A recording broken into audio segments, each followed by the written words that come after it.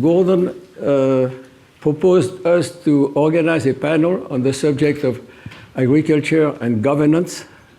He has had a particular interest in issues of political economy and governance over the years. The way governance is usually looked at in terms of theory of the state is that you take them one at a time. And I remember you organized at Berkeley some years back a series of seminars, and each, in a sense, seminar was one particular theory of the state, and you typically look at them, contrast them, evaluate them, and then sort of make up your mind as to how far does it take you.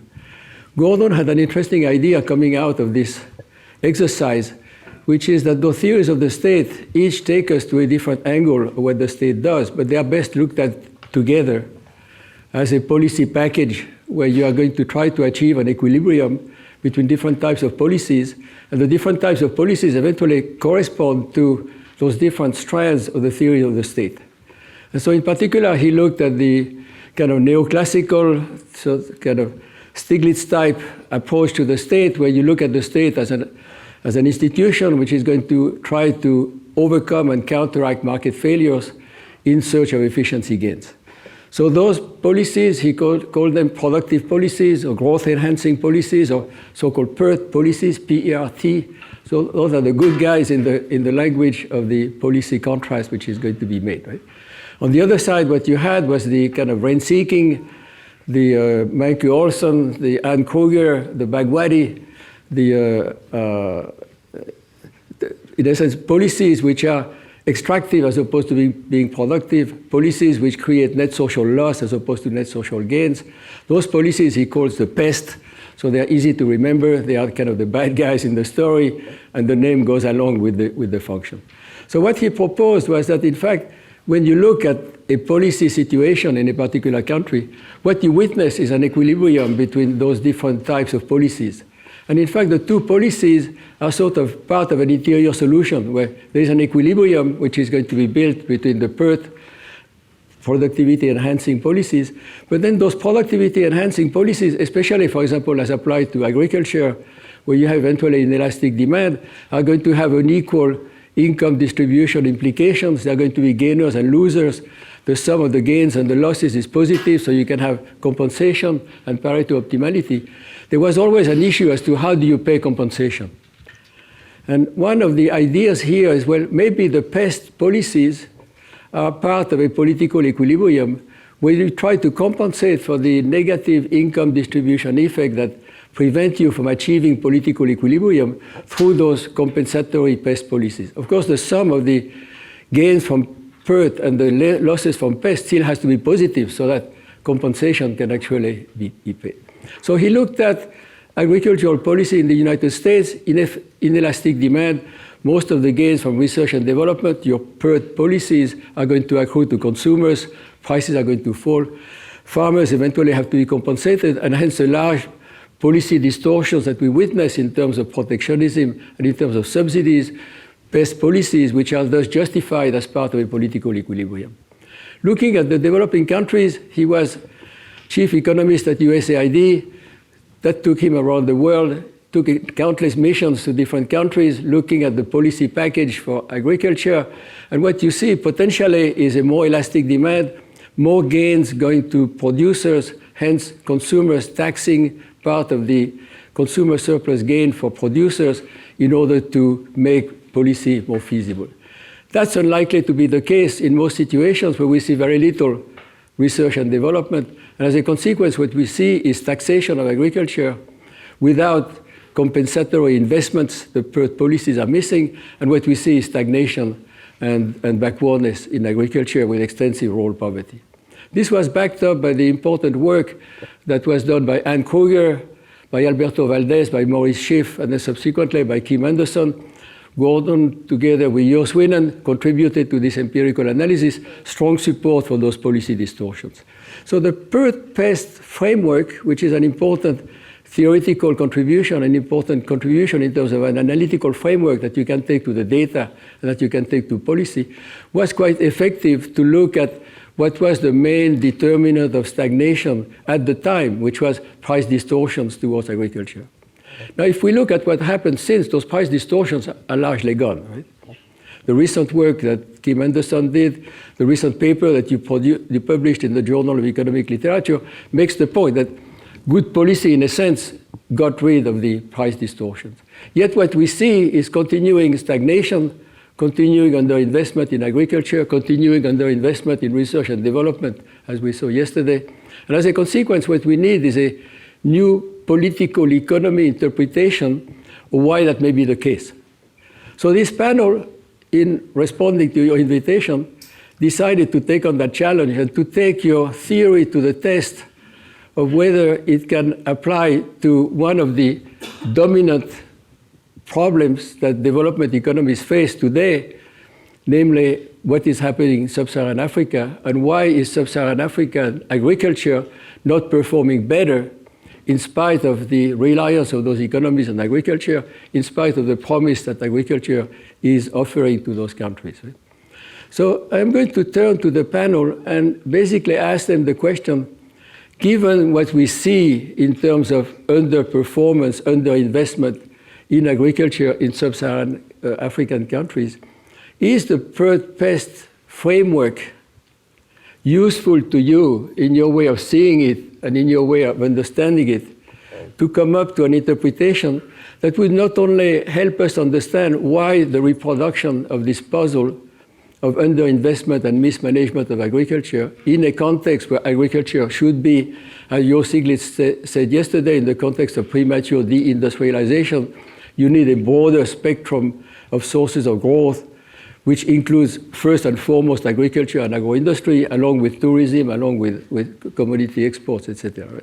So is that framework useful to understand what is happening today? What is happening today, in a sense, beyond the price distortions, was to look at technology adoption, look at constraints on adoption, and lament the fact that there was so little technology adoption that the gaps are continuing to increase between sub-Saharan agriculture and the rest of the world in terms of fertilizer use, in terms of use of modern seeds, and as a consequence in terms of yields. Right?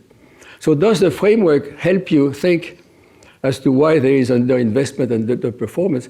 And then from a normative standpoint, does the framework help you think as to solutions?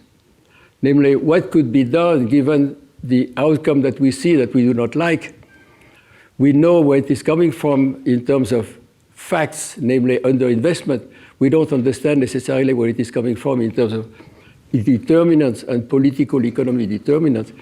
Give us a political economy determinant in the PEST framework, and then tell us what kind of solutions we could come forward based on what this framework is helping us conceptualize. Right? So on the panel, we have, let me start with Marcel. Marcel Fascio is a PhD from ARE, one of our distinguished alumni. We are very proud of his career. He was a professor at Stanford University. He became a professor at Oxford University. He headed the Center for African Studies for many years. Came back to Stanford. He's now in this Spogli Freeman Institute at Stanford University. He's one of the best published persons in Africa. He has been all over the place. He's the per excellence Africanist. There are very few things that Marcel would not know about Africa. So we are in good hands, and the question is up to you. Oh, okay. I should start with the health warning. I don't think I have thought of the solutions yet. Okay. But I thought of the... You have 10 minutes to do it. Oh, right. Well, maybe the audience will help me. But at least I thinking about the PERT and PEST framework, I actually realized that it was very helpful to understand one feature that I thought was what had always puzzled me, and it kind of reconciled the observations with the model. And it's the fact that in sub-Saharan Africa, there's a lot of development aid funded. A lot of it is by European countries, the USAID and all that. And so that's, you could think of this as a PERT. I mean, it's a welfare transfer, but perhaps it even helps growth. But it's certainly beneficial to African countries and certainly their population. So that's, if you want, that's the benefit that you get from foreign aid. But very often it comes with strings attached. And of course, when people talk about strings attached, they usually refer to the initial kind of very crude strings, like buy our tractors, buy our stuff. But that's not what I want to talk about today. It's something a little bit more insidious. I remember when I was working for the UN, for the ILO in Africa, and I would go to these different countries, and I say, oh, you're growing maize, why don't we see more investment, research investment in maize? And they say, oh no, but maize, we don't really get support for maize. Oh, what about cotton? No, cotton, we cannot get support for cotton because we'll be competing with the US. So what about livestock? You should export livestock. Lots of livestock in the Sahel, in Southern Africa, and all that. Livestock is difficult because we'll be competing with European livestock producers. So what I discovered pretty quickly is that there was actually very little funding by donors for agricultural research focusing on these exports, basically. They were food crops, but they could be exported. The same thing goes for soya, where there was actually no investment whatsoever in soya. And so what happened, and there was also, after the end of colonization, what you get is also very, very little investment in export cash crops like coffee. And so over that period after independence, what you observe is that who is taking over the production of all these food crops and soya and all that? It's not Africa. They're basically losing market shares to Brazil and Argentina for soya, for what I don't mean soya, I mean for vegetable oils. So basically, they start in 1960 producing a lot of peanuts, a lot of palm oil, and then these vegetable oils, which are used in processed foods, get replaced by colza in Europe and by soya elsewhere. And there's no investment in soya in Africa. And so basically, Brazil picks it up, some Asian countries pick it up. Uganda was producing most of the Robusta coffee at one point. There was absolutely zero investment in that by any donor that I could see. And who takes over that entire market is Vietnam, just basically take over the whole thing. Of Robusta, not Arabica, Robusta coffee, which is a lowland coffee.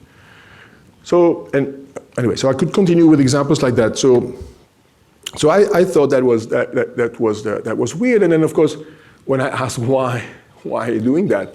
Well, actually, donors don't want to upset the domestic constituency, which are, in the case of Europe, these CAP, these Common Agricultural Policy programs that Europe has. And therefore, there's no effort by donors to develop these crops for exports. Cassava is another one. So cassava is mostly used for food, but you can also turn it into a livestock feed. There's no investment in that. Sorghum, this is a good example. Sorghum. So you have Icrisat, which develops, it's a setup to foster new varieties, new cultivars of sorghum and millet. You think that, sorghum, that's a great animal feed, whether they should be exporting the sorghum to feed livestock elsewhere. No. There's no investment by Icrisat in sorghum for animal feed. Because I spent some time at Icrisat. They said, no, we're not allowed to invest in animal feeds, research in animal feed. So I thought so that's the first kind of a realization I came to. That's basically, aid comes with some strings attached. These are now hidden strings in the sense that aid does not fund research in the kind of crops that Africa could develop and export. And so what kind of nice polish did the donors put on that? They say, we're talking about food self-subsistence. And that became the name that they put on that. They basically say, we're going to develop, these people are hungry, we're going to help them produce food for themselves, and we're going to help them produce the foods that they already eat. So basically, they're only later that they start. In fact, maize spread in Africa by itself, basically, it's replaced sorghum in lots and lots of places. Certainly in East Africa, where people even forgot that they used to eat sorghum not long ago. So that's for these crops. Livestock is another one, which is actually even more aggravating because Africa has lots of animals, produces lots of livestock, and has enormous difficulties exporting this livestock. I remember when I was in Botswana, we were driving around on a safari, and then there was this fence across the country. And I said, what's this fence? You know, this is a big place. It's like the size of France. So I put the fence across the country. I said, what's this fence? Oh, this fence is to stop the wild animals coming into the south of the country where we have livestock. And I said, why would you build this fence? Oh, it's because of foot and mouth disease. We want to be able to export our livestock to Europe. And so we made that investment so that the livestock would not be in contact with the wild animals, and therefore foot and mouth disease would not spread among the livestock. And then he said, did it work? I said, no, they're still refusing to import our livestock. So these are kind of examples I found along the way. There was also very little. So now, if you look at tropical export crops, so these are crops that, as I define them, they don't compete with either directly or indirectly with crops grown in temperate zones and basically the rich countries. So coffee cannot be, especially Arabica coffee cannot be grown. I've already talked about, so coffee, tea, bananas, pineapple, sugarcane, things like that. For sugarcane has some substitutes, beetroot, sugar. So depending on whether you were in the UK, which didn't produce beetroots, and would rely on Mauritius to import sugar from, so they would have Mauritius as their sugarcane producer. But then Europe didn't want, I remember when the UK joined, Europe said, wait a minute, we don't want all that sugar from Mauritius because it's going to compete with our beetroot cane sugar producer. So these are examples again of development aid coming with certain costs. The funny thing is that, pineapple is actually a good example. So we all know, many of us will know Chris Urey's paper with Tim Conley on the pineapple development in Ghana. That was a very exciting point in time. Suddenly, in north of Accra, people started growing, small farmers started growing pineapple. And then if you look at the graph, you see this massive increase in pineapple production, and then big producers elsewhere realize, hey, wait a minute, they're going to start competing with us, and this production then just collapses. It's not sustained. It just basically doesn't stay, and it suddenly stops growing. So what this suggested to me was that, well, wait a minute, if you want to establish yourself, if you want to gain market shares in these very competitive markets with very competitive global value chains and all that, you need some support. And of course, if you don't get support from the donors, it makes it more difficult. Now, more recently, what has happened is that because I think donors are gradually realizing all those things. So what is happening now is that the battle, instead of going from that, because now there's less emphasis on public research in agriculture, there's more emphasis on private research. So Monsanto could move in Africa and so on. So what you find is that the battle moves elsewhere. It's basically rules of provenance. Or, well, you have to demonstrate that this coffee comes from a place where it's shade grown or fair trade or organic or and so if you cannot demonstrate provenance, then you're not going to sell at a premium. You're going to get a discount on that. I remember again working on Robusta coffee in Uganda. All Robusta coffee was produced shade grown, fair trade. There's no fair trade, but certainly organic. In fact, they had a wilt disease in the country for which they didn't get any pesticide to get rid of, and so it was actually reducing output by quite a lot. And it was old people growing this Robusta coffee. And on the London market for Robusta coffee, it was 0%, I think 2% of the Uganda Robusta coffee that was getting some kind of label, some kind of provenance label. And this was organized by NGOs, okay? Not by donors, by NGOs. So that's another one. I remember the case when there was a drought in Zimbabwe. This is already some years ago, but it's another good example. And so I think Argentina and the US and so on offered food grain as food help. And Zimbabwe turned it down. And they said, why are you turning it down? Well, we worried it's GM crops. So we don't want to take GM crops as food aid. even though our population is hungry, because we will endanger our export capacity to European countries. So I remember that case. So these are kind of examples. I don't want to take too long. So basically, do you want me to stop here? Can you conclude back to the Perth pest? I have a way of saying it, but I would like you to say it. Right. So clearly, to me, these are all distortions, right? And you're distorting research or away from what should be done. You're trying to, not favor crop that should be grown. That would be the comparative advantage of African countries. So these are pest policies. In exchange for that, of course, Africa received, a really large amount of development aid. So I don't know whether the balance is positive. It probably is. Or otherwise, many of these countries would not take the So the compensatory pests do not stop at the border, in other words, and there are externalities which are pretty heavy, which are being paid by the rest of the world, right? So it's per pest and then pest multiplication onto other settings, right? The next speaker is Jeremy Macgruber. Jeremy is one of our colleagues at UC Berkeley. He's a PhD from Yale. He worked extensively on sub-Saharan Africa. He worked on labor markets. He worked very importantly on social networks and technology adoption and how information circulates and leads people to decide on adoption.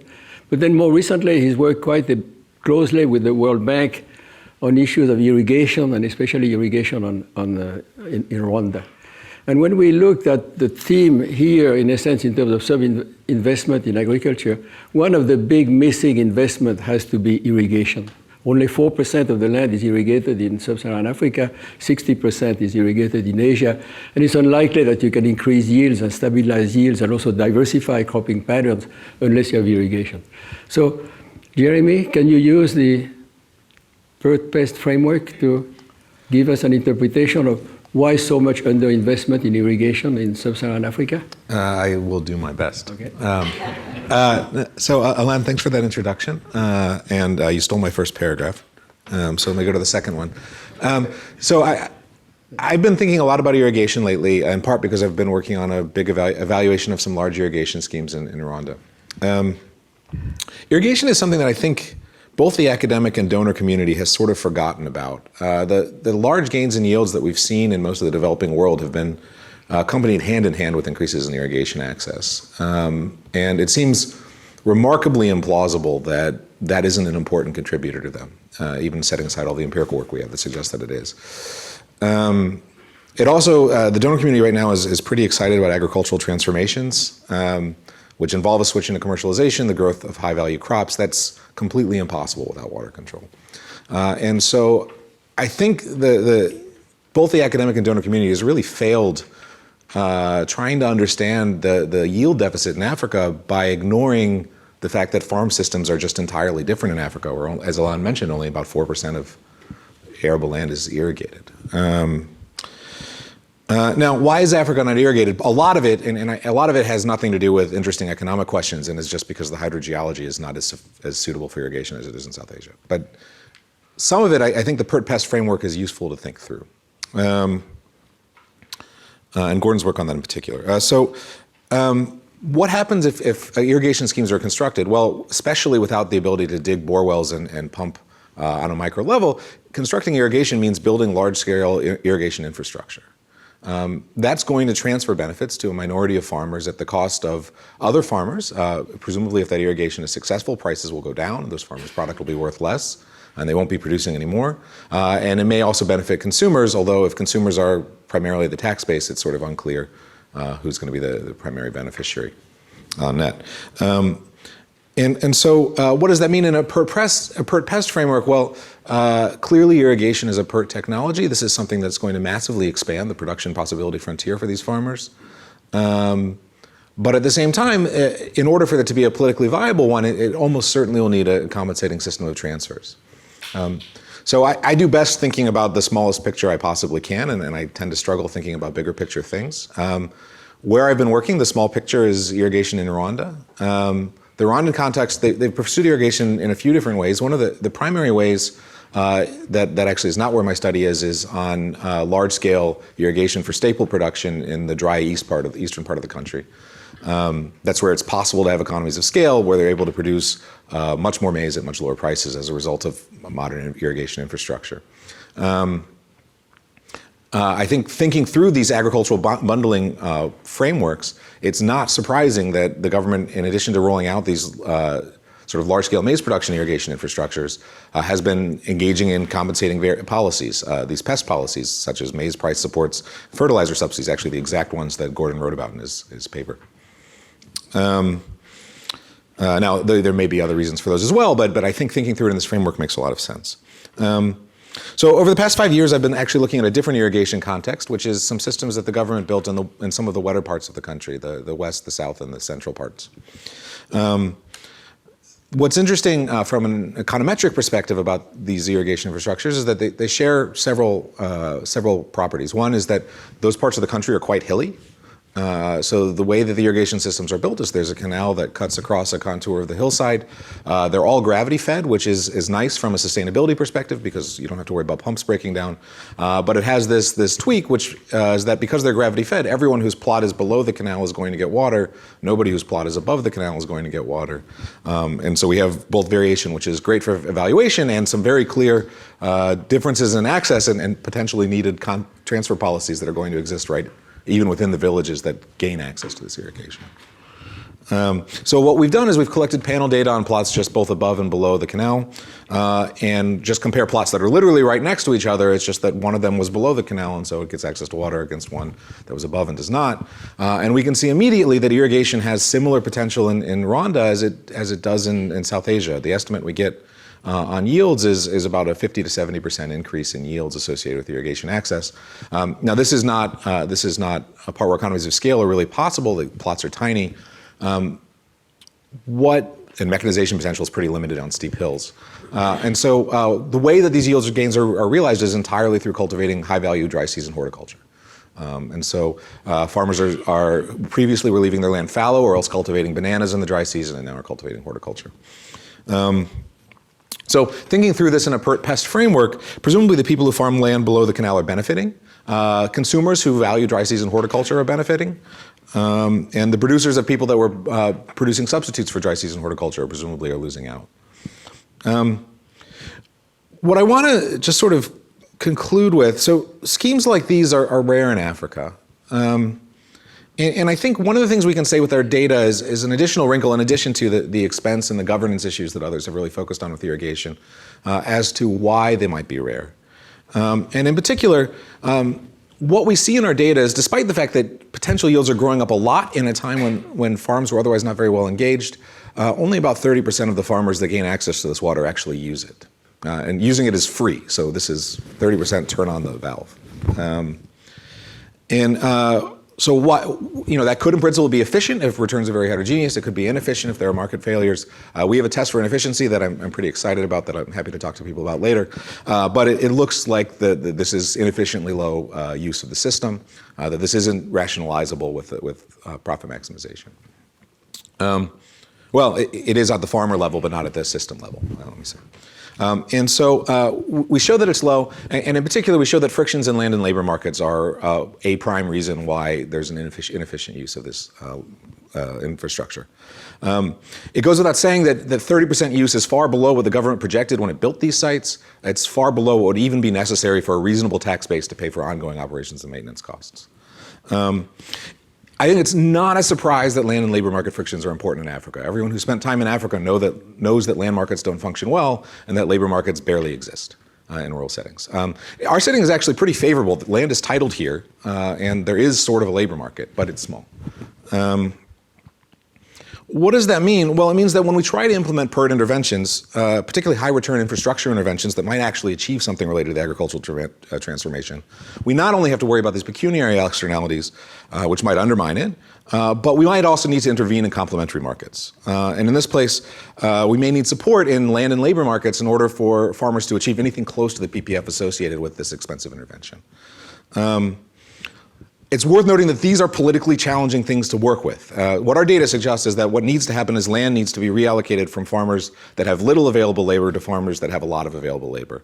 Those types of programs have traditionally not been politically popular. And while a market could in principle achieve it, it seems likely that land market frictions are not going to disappear in Africa. And so with those two things in mind, it sort of means that the potential of PERT interventions might require much more massive pest transfers to try and achieve political sustainability. And whether those are even possible is a good question. So just like Marcel, I don't have a good solution. But you have a good interpretation, which is the market failures both limit the PERTs, but also amplify the pests that you would need to come up with, right? So the PERT pest framework is relevant and is amplified, and in a sense, the market failures, and especially the labor market failure, which is one that one does not think about too often, is kind of binding here. And what Jeremy proposes, which is interesting, is to use the land market, namely land rentals across households with different labor endowments to solve the labor market constraints. Right?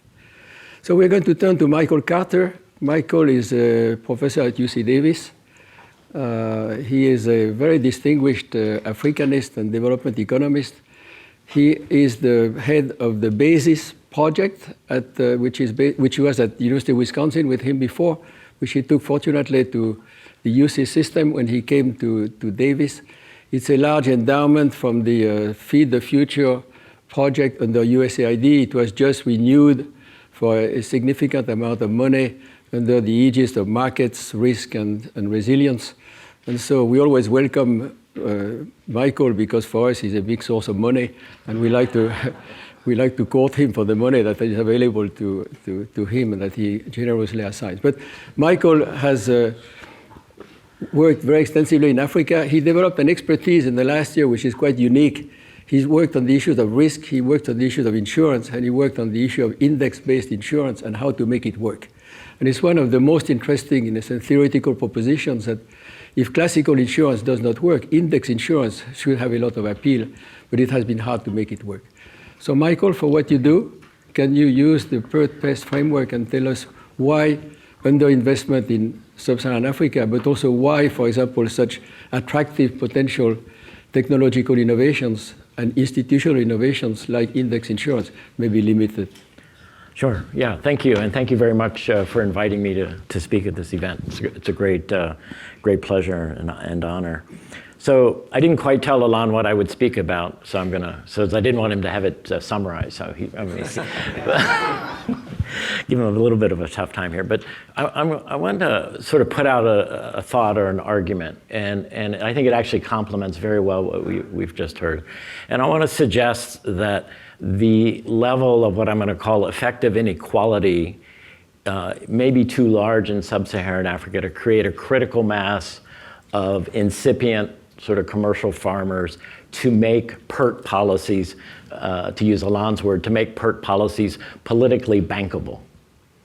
Okay, so that's where I'm going, and in a sense sort of thinking about the domestic political economy for PERT policies, and I think that lines up really well with what Marcel said in terms of the spillover from pest policies in other parts of the world, and ultimately I'm going to touch on, briefly at least, on some of the things Jeremy just alluded to as well. So so that's where I'm trying to go, and let me sort of back up. So when Alain mentioned this opportunity to me, I first started thinking about the PERTiest, if I could put it that way, sort of agricultural policies I ever heard of. And I was taken back to the World Bank's East Asian Miracle Studies back in the early 90s. There was a book put out, I believe, in 1993, and was puzzling over what had the East Asian countries done that was so unique. And if you look in if you look into the agricultural sector in particular, what you see a lot of, you see a portfolio of government policies that are very PERT intensive. And the bank actually in the East Asian Miracle referred to them as market enhancing policies. And so you saw a lot of investment in public goods and information, in institutions and things like that that made it possible. And so that's sort of out there. And the puzzle, you know, when I used to have my students, undergraduate students, read the East Asian Miracle and think about those things. And I always felt the World Bank's interpretation was, well, this stuff worked in East Asia, but kids, don't try this at home. You know, this is too dangerous. You might mess it up. And the real question was a little bit less what the East Asian countries did that really invigorated the agricultural sector, created a real entrepreneurial rural sector. And it's even less about why it worked, but it's why did it happen there? And why didn't we see that same sort of PERT policy intensity in other kinds of countries? So a number of you may be familiar, the Handbook of Development Economics paper by Hans Binswanger et al. A couple of years ago, say, look at Latin America, what did they do? It's all pest policies, right? Giving subsidies to large-scale producers, you know, but they didn't really make the kinds of investments that they might have. And you can make a similar kind of argument that African countries have had their own kind of policy pestilence, if you don't mind me sort of making that play on words. So the question was, why? You know, what was different about East Asia? And there was some writing that said, oh, well, East Asians are sort of, I'm just going to be a little flippant here. East Asians were sort of better people. Maybe their politicians weren't as corrupt or weren't as interested in seeking rents. Maybe there's a Confucian ethic. And there was serious discussion about that. In the mid-90s, when I was at University of Wisconsin, I heard Masahiko Aoki give a talk, and he'd, I think, been part of the East Asian Miracle team at the bank, and he was sort of pondering this question, so why was it different in East Asia? And he immediately asserted that East Asians aren't any better than anybody else, and he pulled out some statistics on political corruption in Japan and said, see, these people, these politicians are just like your politicians. So there's nothing there. And what he argued was actually sort of he sort of floated out a material political economy explanation. And in simplest terms, what he more or less said was that East Asians' economies at the time they really took off economically they did not have big elites. They had land reforms that were pushed on them. You know, the Japanese did it in China, the Americans did it in Japan, et cetera, et cetera. And from his perspective, if you were a politician and you were interested in gaining votes, it would be very difficult to provide enough private goods because there wasn't an elite that you could sort of give a bunch of stuff to and gain political power that way. And his argument was that the winning political strategy was actually to provide public goods and get the benefit of the multiplier effects. So if you can really get the agricultural sector moving, that can benefit a lot of people at a relatively low kind of expenditure. So I had been pondering that for a long time and thought maybe we should go back and kind of think about that a little more carefully. And so I'll get to this, I may or may not get to this beautiful diagram, but I thought it would give us a little color on the wall, if nothing else. But I've been working on this. I started to try to write a theoretical political economy model of this a couple of years ago to sort of revisit these ideas that Aoki had kind of thrown out. And the guts of the model are that, nothing surprising here, public goods, investments complement private capital. Producers have a choice between subsistence strategies, sort of petty commercial strategies, and large-scale commercial strategies, where a large-scale producer could be someone like Del Monte, who actually provided all their own sort of public good or quasi-public goods, their own airports and lighthouses and all that kind of stuff.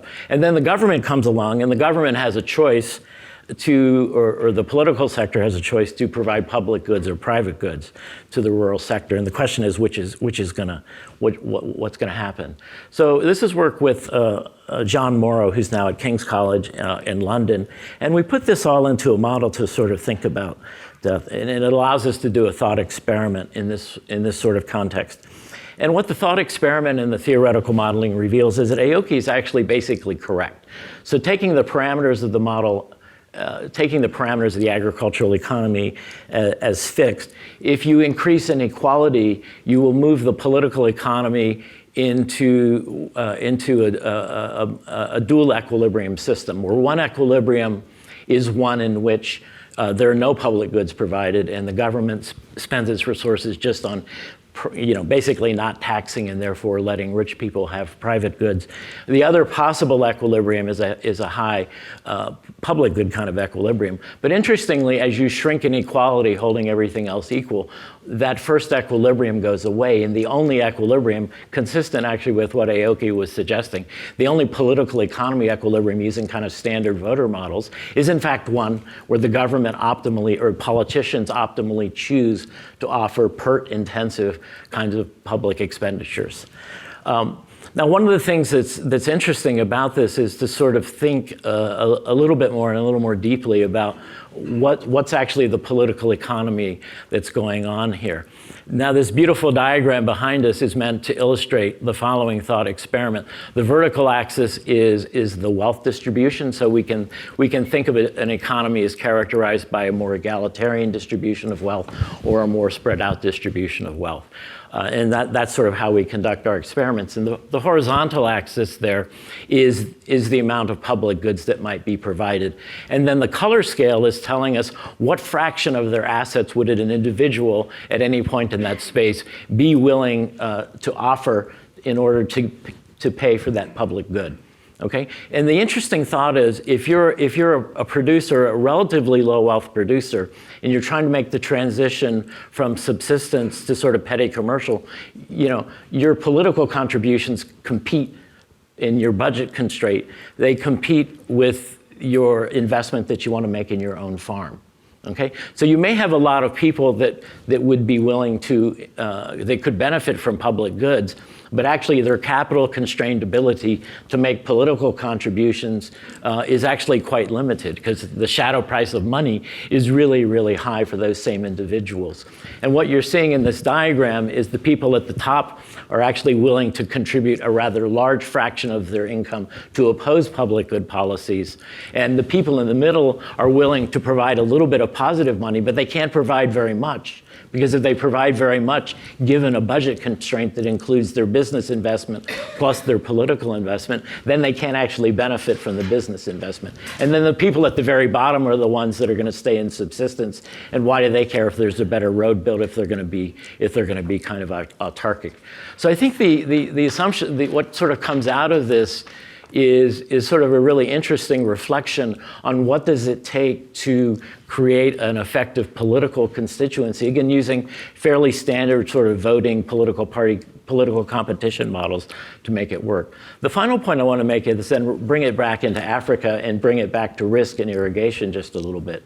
Because this is drawn for a certain level of economy. But as I think we can all intuit, if we ramp up the level of risk within the system, actually that middle space starts to shrink, even for a given level of land inequality. So I think apropos to what Jeremy was trying to tell us, if we think about the political economy of a lot of African countries, one of the things that's different is there isn't irrigation. There are all kinds of constraints. And in my favorite topic of index insurance, there's just a lot of risk, which is really restraining people. So in a sense, even though land inequality in Sub-Saharan Africa does not look like land inequality in Brazil, the effective inequality, or the critical mass of people who actually have some ability and willingness to pay for PERT policies, may actually be quite small. And I think this is actually something we need to kind of take seriously. And the final comment I'll make is I do some work on fertilizer subsidies, and one of the interesting things that I've been seeing is watching the transformation of what is originally presented as a PERT policy, so a short-term fertilizer subsidy that will allow people to learn. And before you know it, it's turned into a pest policy. And it's actually benefiting the people that are importing fertilizer. The fertilizer that gets to the farmer is very low quality, and it becomes kind of a rent-seeking circus.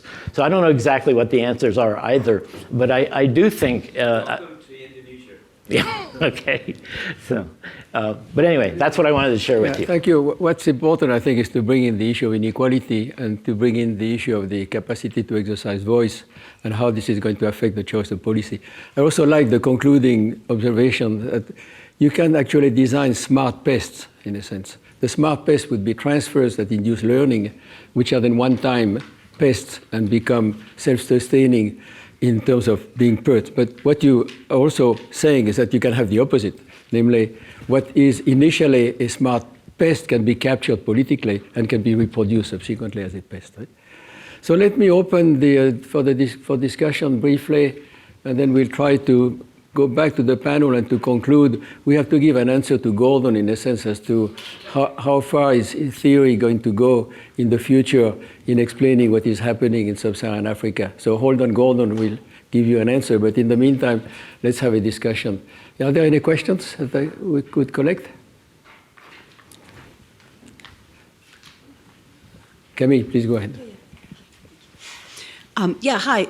My question, I think, might be best directed to Marcel Farchant, but perhaps to any of the panel. We've been hearing over the past decade or so about the problem of land grabbing, or this phenomenon of land grabbing, especially in Africa, I believe. I was wondering if you could link up that phenomenon, or what you perceive to be the extent of that phenomenon, to what you were saying, and in the framework of what you were talking about, what you were seeing happening in Africa. Yeah. David, would you like? I think one of the things that maybe I consider a pest is a lot of time with the donation come an ideology. We always, the European especially, like to say, we don't want you to do the same mistakes that we did. So you use fertilizer, we use GMO and it's bad, we use fertilizer, it's bad, we use organic, and we don't grow organic and it's bad. So you really have to use all these practices. Also the private sector in other countries is really corrupt, so please don't use marketing. So don't you think, and there is very little daring, at least in my view, to think about some of the big type of investments that change the US and for sure Southeast Asia. So at least my feeling is that that the agenda a lot of times is considered controlled by NGOs and people that have a nice background in humanities, and they not controlled very much by people that think about making money. Any other question? Let's pick up one more, and then we'll have a discussion. Okay, so let me turn to the panel. Let's go sequentially in the same way as we presented. Marcel, you want to start? I wanted to say something about land grabbing. So here's an example of that would certainly could be portrayed in the press exactly as land grabbing.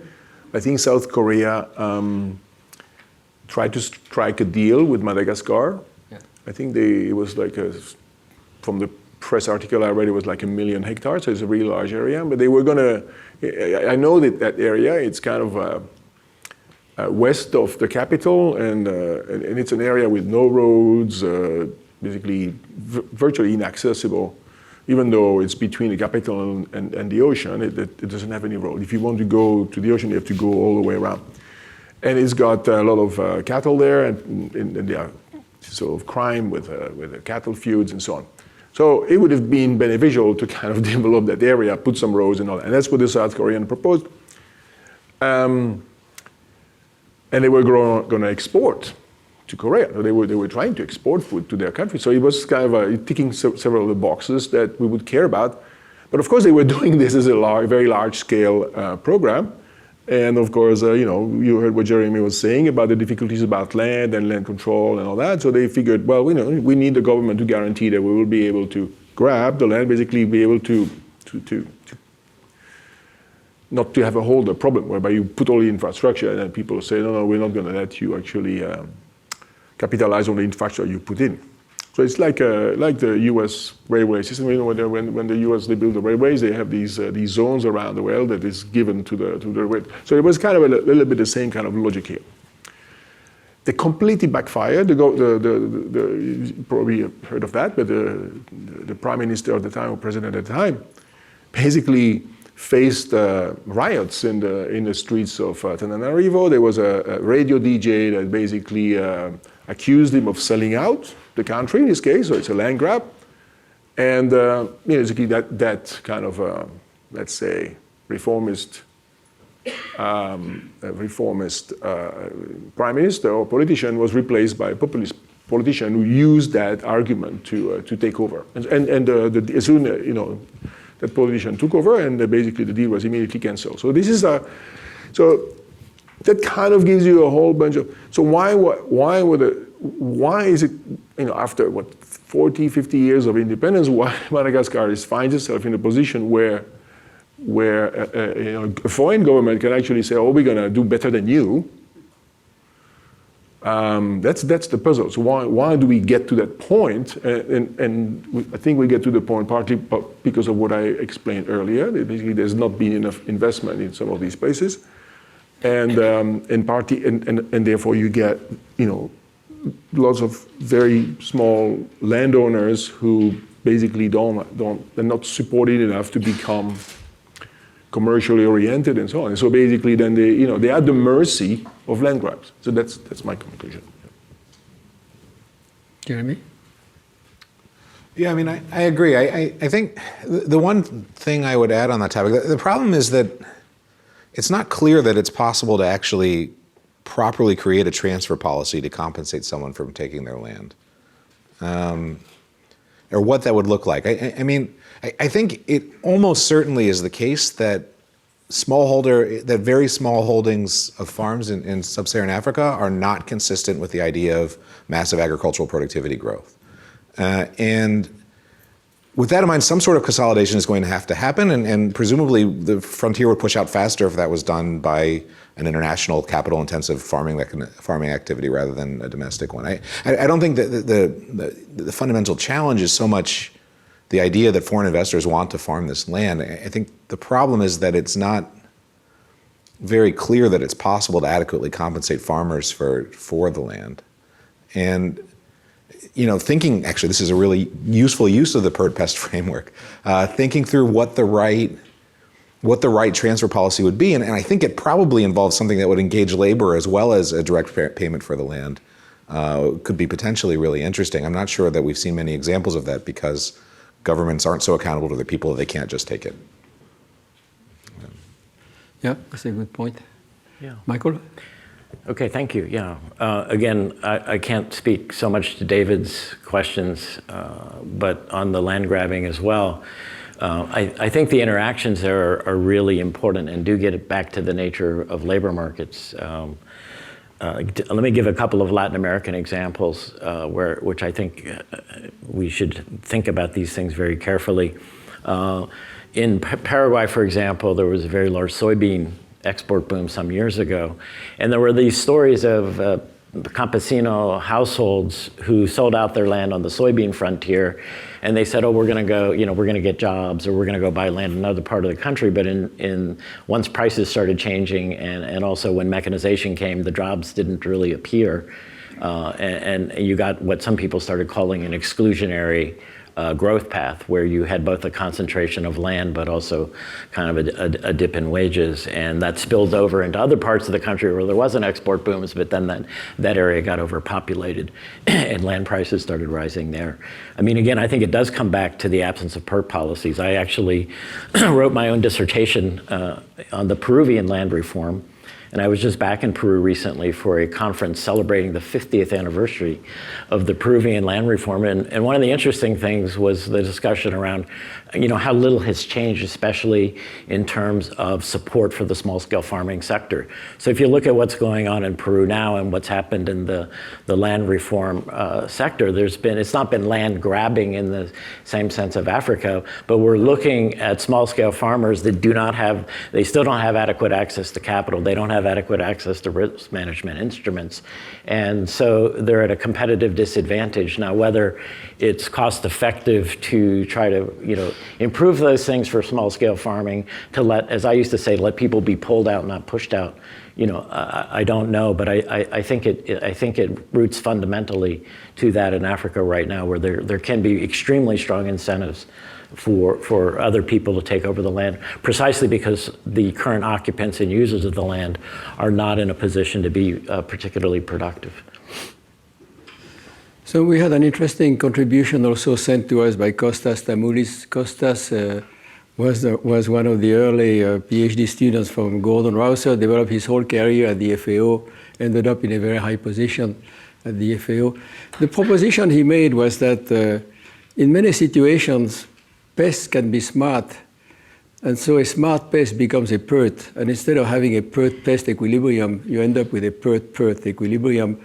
And this all the more if the pest transfers, in a sense, are going to be used productively by those who receive it. In other words, if your PERT side of the story is made to be more effective to absorb pests, and in transforming those pests into instruments that are going to overcome market failures, for example, in credit and insurance, and become pests over time via reduction in market failures, via learning, via economies of scale, right? So what he's proposing, in a sense, is an interpretation where you go from a PERT-pest situation, the pest is thought of as a way of being absorbed and transformed into a PERT as it goes, and you end up with a virtuous equilibrium, which is very much at the core of what the FAO, and especially IFAD, this is where Hans B. Swanger had an important role to play. Paul Winters, one of our former students, is now the chief economist at IFAD. This is very much the line that they pursue. So let me conclude, because we only have a couple of minutes.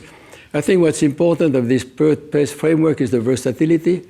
It reminds us importantly that when we look at the world, we have to think about it in terms of a political equilibrium. What is key, in a sense, especially in Africa, is we are in a sea of pests, and we want to carve space for PERTs to emerge, and that is, in a sense, negotiating the possibility of getting space out of the pest in order to build PERTs. There are different implications, I think, from the theory. One is you would like to have less negative distributional implications from the PERTs that you use. So maybe more inclusiveness, more pro-poorness in the PERTs themselves, so they call on less pests for compensation.